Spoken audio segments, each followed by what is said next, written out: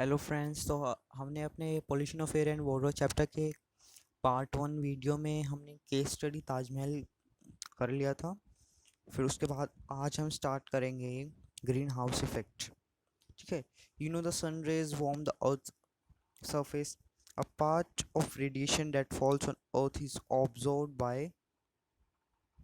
it, and a part of reflected back into the space. A part of reflected radiation is trapped by atmosphere.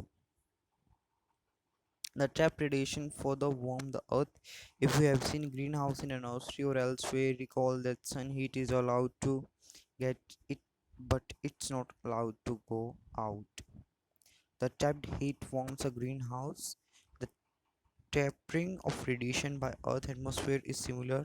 That is why we call the greenhouse effect. यानी कि जो atmosphere है वो क्या करता है, मान लीजिए ये आपका अर्थ का सरफेस है।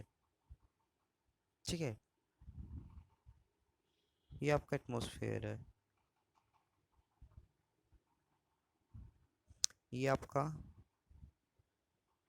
सन है। ठीक है। अब सन से जो रेज आएंगी ना, ग्रीन हाउस वाला काम होगा एटमोसफेयर इधर आई, कुछ तो ऑब्जर्व हुई, कुछ रिफ्लेक्ट होगी, और जो रिफ्लेक्ट हुई वो ऐसे ही, वो इधर ही ऐसे ही घूमती रहेंगी। मतलब वो ऐसे होती रहेंगी। ठीक है। तो उसमें वो ये बात ये बता रहे हैं कि जैसे आपने ग्रीन हाउस देखा होगा, उसमें क्या होता है कि जो एयर, मतलब जो क्या कहते हैं उनको, लाइट है, जो सन रेज है, वो अंदर तो आने देते, उसको बाहर नहीं जाने देते, उधर ही घुमा फिरा के उसको वहीं पे पूल को ऑब्जर्व कर लेते हैं। सेम ऐसे ही एटमॉस्फेयर की प्रेजेंस की वजह से अर्थ पे ऐसा होता है, उसको हम ग्रीन हाउस इफेक्ट बोलते हैं। ठीक है। Without this process, life would have not been possible on the earth, but now it threat like excess of CO2 in the earth is one of the gas responsible for the effect. यानी कि पहले इसकी वजह से तो life possible है ही, मतलब ये अगर नहीं होती तो इसके बिना लाइफ पॉसिबल ही नहीं है। It's impossible to survive without this. ठीक है। बट अब क्या हो रहा है कि इसकी वजह से जो जैसे कि CO2 है, हम क्या कर रहे हैं कि हम इतना पोल्यूशन फैला रहे हैं एयर में, तो इसका जो CO2 का जो लेवल है वो इंक्रीज होता जा रहा है।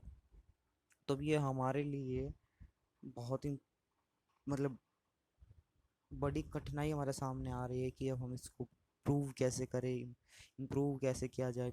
You know that CO2 is one of the component of air, you have also study, but how does CO2 content rise in atmosphere and become excessive.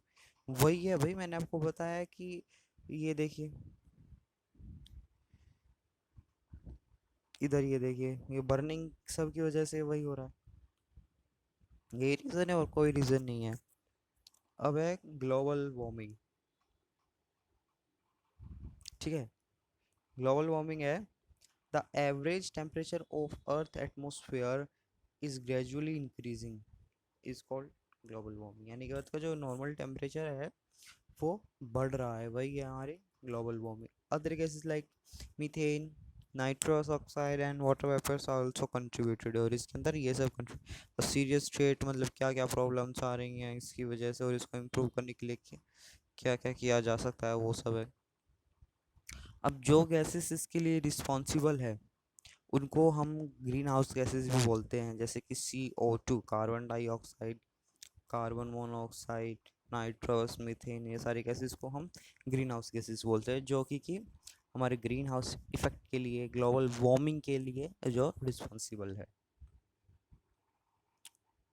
ठीक है। ग्लोबल वार्मिंग एक मेजर कंसर्न बन गया world wide. Many countries reach on the agreement to reduce the emission of green house gases, the Kyoto of protocol in such government.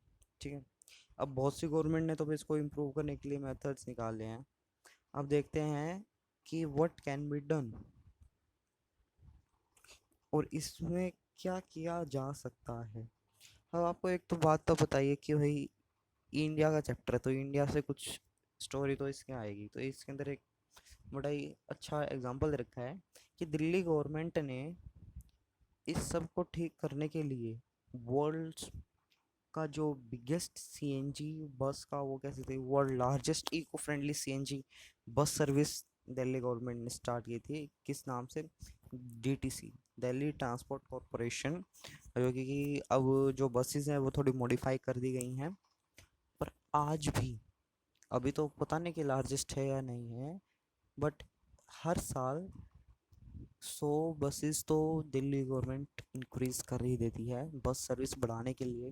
पर अब क्या है कि बस सर्विस में सीएनजी यूज़ हो रही है, पोल्यूशन उससे भी थोड़ा बहुत हो ही रहा है। तो दिल्ली गवर्नमेंट ने क्या किया है अभी कि मेट्रो का तो बहुत सालों से ही चल रहा है, मेट्रो स्टार्ट की, वहाँ पे इलेक्ट्रिसिटी यूज़ हो रही है जिससे पोल्यूशन नहीं हो रहा है। हाँ बस वही है, बस इलेक्ट्रिसिटी कंजप्शन बढ़ गया है उसकी वजह से। अब इसके अंदर वही है कि हम इसको और थोड़ा सा इम्प्रूव करने के लिए हम स्कूल्स में प्लांट लगाना, पेड़ पौधे लगाना सिखाया जाने लग गया। बच्चों से पेड़ पौधे, चिल्ड्रंस प्लांटिंग सैपलिंग्स, पेड़ पौधे लगवाना, एग्जाम्पल्स देना कि आप अपने बर्थडे पर कम से कम एक पेड़ तो ज़रूर लगाइए। ये सारे उसी के हेल्प है। ठीक है। अब वाटर पोल्यूशन, अब जैसे कि एयर पोल्यूशन है वैसे ही वाटर पोल्यूशन है, कि वाटर में कुछ ऐसे अनवांटेड सब्सटेंस होना जो हमारे लिए अनहेल्दी है, अनहेल्पफुल है, और वो हमारे लिए वेस्ट है, किसी काम का नहीं है और हमें वो चाहिए भी नहीं। इसके सबसे बड़े रीज़न क्या है कि नदी में पानी धोना, नदियों में नहाना, ये सारे इसको वाटर को स्पॉइल कर रहे हैं। और देखिए बहुत सारी फैक्ट्रीज है जैसे कि हार्मफुल केमिकल्स रिलीज कर देते हैं, वो हार्मफुल केमिकल्स, ठीक है, सब्सटेंसेस, और ठीक है सीवेजेस, टॉक्सिक केमिकल्स, सिल्ट ये सारे हो जाते हैं, मिक्सड होते हैं वाटर के साथ रिवर में। तो इन सब को क्या बोलती है, जो जो भी पार्टिकल्स अनवांटेड है इन सब को बोलते हैं वाटर पॉल्यूटेंट्स। वाटर पॉल्यूटेंट्स में आ गया, वाटर पोल्यूटेंट्स में आ गया जैसे कि सीवेज, टॉक्सिक केमिकल्स, सिल्ट, ये सब। ठीक है। अब यहाँ पे ये देखिए कि ये जो गंगा रिवर है कितनी सारी सिटीज से होती हुई आ रही है। अब गंगोत्री, हरिद्वार, न्यू दिल्ली, कानपुर, न्यू दिल्ली में सुनिए आ रहे हैं, न्यू दिल्ली के बहुत दूर है, कानपुर, इलाहाबाद, बनारसी, पटना, फिर इधर ये कोलकाता। तो इधर सब क्या है, जितनी भी सिटीज से होती आ रही है ना, तो कहीं हर सिटी इसमें अपना सीवेज डाल देती है, सीवेज को निकाल देती है, इसमें एक्सक्रीट कर देती है। फैक्ट्रीज है वो इसमें अपना जो केमिकल्स वगैरह है वो यूज़ होने के बाद जो वेस्ट बच जाता है वो इसमें रिड्यूस कर देती है, इसमें डाल देती है, एक्सक्रीट कर देती है। तो ये सब भाई रिवर का मेजर वाटर पोल्यूशन हो रहा है, ये बहुत ही हार्मफुल हो रहा है अब हमारे लिए। तो इन सबको रिड्यूस करने के लिए अभियान भी चलाए गए हैं, जैसे कि गंगा को साफ करना, और जो अभी चल रहा है how does water get polluted, water कैसे पॉल्यूट हो रहा है। अभी गंगा है जिसमें मिलियंस ऑफ पीपल डिपेंड है अपनी लाइफ के लिए। ठीक है। अब इसके लिए how ever recently a study by world wide fund of nature found Ganga is one of the 10 most endangered river। अब WWF के हिसाब से जो गंगा है वो 10 मोस्ट एंडेंजर्ड रिवर्स में आ गई है, कि ये खतरे के कगार पे आ गई है। खतरे के कगार पे कैसे आ गई है कि भाई अब इसमें हम कह सकते हैं कि गंगा जो है इतनी ज़्यादा पॉल्यूटेड है कि आने वाले समय में ये इसका जो वाटर है वो यूज़फुल नहीं बचेगा, इन सब के उससे वो कह रहे हैं। ठीक है। और जहाँ से रिवर बहती आती है वहाँ पे हर मोड़ पे कहीं ना कहीं इसमें गंदगी डाली जा रही है, और इन सबको साफ करने के लिए अभियान चलाए गए हैं, जैसे कि गंगा एक्शन प्लान। ठीक है, ये सब है। और national mission for clean Ganga, NMCG 2016, ये भी क्वेश्चन आ जाते हैं। ठीक है। अब स्पेसिफिक एग्जांपल लेते हैं, जैसे Ganga at Kanpur Uttar Pradesh UP as one of the most polluted stretch of river. अब कानपुर है और गंगा का सबसे ज़्यादा पोल्यूटेड स्ट्रीच है, सबसे ज़्यादा गंदी जगह है, मतलब गंदगी है वहाँ पे, polluted stretch of river Ganga, ये कानपुर का है। ये industrial waste discharge into river. देखिए इंडस्ट्रियल वेस्ट, गंगा, ये गंगा के हाल देखो, यहाँ पे आके गंगा कैसी हो जाती है। यही है बस, पीपल यही कर रहे हैं इसको। कानपुर में है, 5,000 इंडस्ट्रीज हैं, ये सब इसमें अपना वो वेस्ट डाल देते हैं। Based on above information think the answer to the following question. ठीक है, अभी 3 क्वेश्चन है। What are the factors responsible for pollution of river, factory discharge, the chemicals and sewage dischargation, ये सब। What steps can be taken to restore Ganga, Ganga action plans can be taken, ठीक है। Reduce करना इन सबको, जो भी पोल्यूशंस के रीजन बन रहे हैं, पोल्यूटेंट्स को रिमूव करना, using of different types of machine to clean the Ganga, ठीक है। how will disposal of garbage etcetera, river में ये सब जा रहे हैं तो वही रिवर में ऑब्वियसली सी बात है। और एक्वेटिक एनिमल्स तो रहते ही हैं, तो उन सब के लिए बहुत ज़्यादा हार्मफुल है, वो इसको इनटेक करते हैं, वो इससे बीमार होते हैं। अब फिशेस तो हम खाते ही हैं, ह्यूमंस फिश खाते हैं, तो वो किसी, अगर वो कह सकते हैं कि अगर कोई आदमी किसी बीमार चीज़ को खाएगा, लेकिन आप खराब खाना खाते हो तो आप बीमार हो जाते हो। तब वो मछली खराब चीज़ खाएगी, मछली बीमार होगी, मछली बीमार है, हम उसको खाएंगे तो हम भी बीमार होंगे। सिंपल सी बात है कि ये हमारे लिए इनडायरेक्टली और डायरेक्टली दोनों ही तरीके से हमारे लिए बहुत बड़ा खतरा बनता जा रहा है।